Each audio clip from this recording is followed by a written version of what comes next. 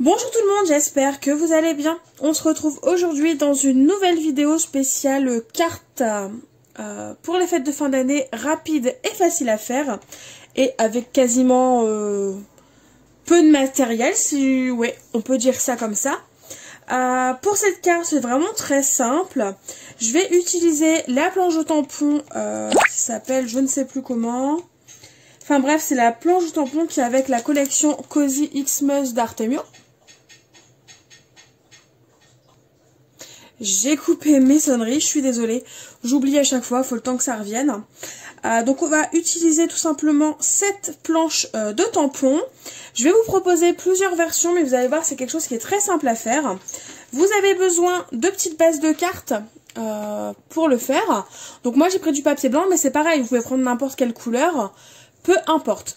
Mon papier, lui, il fait 8 cm par 10, ouais c'est ça, 8 cm par 10,5. Les 10,5 sont à l'horizontale. Et en fait, ce qu'on va venir faire à l'aide d'encre colorée, c'est qu'on va venir tamponner en fait des petits sapins. Donc je les ai déjà réglés. Mais en gros, ce sont les petits sapins de la collection. Les sapins qui sont en fait juste ici en bas. Donc j'en ai choisi 5 et on va venir les tamponner sur notre carte. Donc vous avez le choix, soit vous les tamponnez d'une seule couleur. Donc là par exemple on va faire cette solution là, pardon. Donc une seule couleur. Soit vous alternez les couleurs. Vous pouvez même embosser si vous préférez embosser. Vous pouvez, enfin voilà, vous faites ce que vous voulez. Le but étant juste de plus ou moins centrer quand même nos sapins.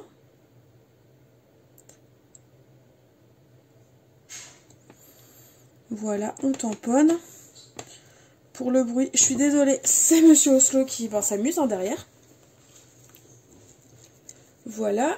Donc une fois que c'est tamponné, on va nettoyer nos tampons quand même. Hein, parce que les encres d'Artemio, elles sont bien, mais elles tâchent assez rapidement, je trouve, les tampons. Donc voilà ce que l'on obtient. Et donc arrivé à ce stade-là, rien de plus simple, on va venir tamponner un sentiment. Franchement, je vous l'avais dit, hein, c'est quelque chose qui sera très rapide, très simple à faire. Enfin, je suis un peu comme tout le monde, pendant les fêtes, je n'ai pas forcément beaucoup de temps pour faire un maximum de cartes. Et c'est pareil, je n'ai pas forcément la possibilité de prendre 1 heure par carte si j'en ai, comme j'en ai beaucoup à faire. Et donc là, je vais prendre le tampon, le sentiment, pardon, meilleurs vœux. Et voilà, ma carte est tout simplement terminée. Donc je sais, certaines vont trouver ça trop simple, mais moi je trouve que c'est le genre de carte qui peut plaire. Moi, ça me plaît. Le format me plaît aussi beaucoup parce que finalement, ça peut être juste une petite carte qu'on glisse avec le cadeau que le Père Noël va ramener. Je ne sais pas qui m'écoute, donc voilà, je préfère faire attention à ce que je dis. Mais voilà, il n'y a pas besoin de plus. Enfin, c'est mon avis. Mais je trouve clairement qu'il n'y a pas besoin de plus. Donc à cette étape-là, soit vous ancrez les bords par exemple, et vous la gardez comme telle, soit à la limite, dans ce cas, vous pouvez faire comme ce que je vais faire, c'est que tout simplement, je vais venir découper un papier uni pour mater ma carte. Et voilà, la carte est tout simplement terminée. Donc oui, elle est très simple, mais je trouve que c'est aussi un avantage quand on a des proches, tout simplement, qui savent ce que vous faites. Ils savent ce que c'est que le scrap, mais ils n'y sont pas sensibles. Très clairement, pour mes proches qui ne sont pas forcément sensibles au scrap, c'est le type de carte que je leur fais parce que, tout simplement, si je mets 1 heure à faire une carte, ça me dérange toujours de l'offrir à une personne qui n'est pas trop sensible au scrap. Parce que bien souvent, soit la carte elle finit à la poubelle, soit elle finit dans une boîte et on l'oublie. Alors que des personnes qui sont sensibles au scrap, je sais très bien qu'elles vont être conservées. Donc voilà à quoi peuvent servir ces petites cartes.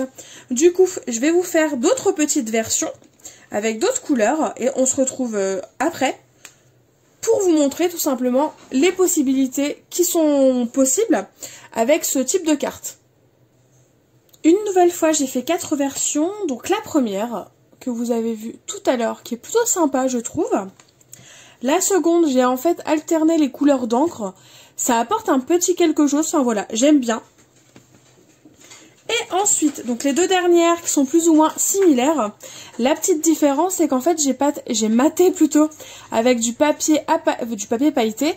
Et bah je trouve que ça apporte un petit côté fête, un petit côté festif qui n'est pas qui n'est pas pour me déplaire. C'est super sympa je trouve pour la nouvelle année.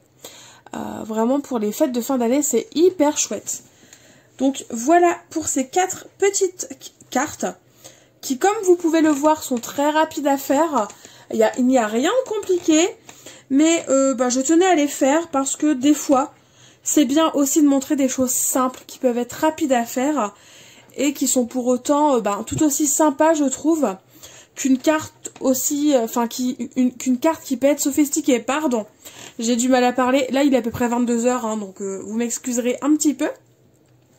Enfin voilà, pour ce qui est de cette deuxième petite série de cartes rapide et facile à faire et qui nécessite vraiment très peu de matériel et qui sont complètement accessibles à des personnes qui débutent. Voilà, j'espère que ça vous plaira. N'hésitez pas à me dire en commentaire ce que vous pensez de ma seconde série. Et en attendant, je vous fais tout simplement de gros bisous et je vous dis à très vite pour une nouvelle vidéo. Bye bye!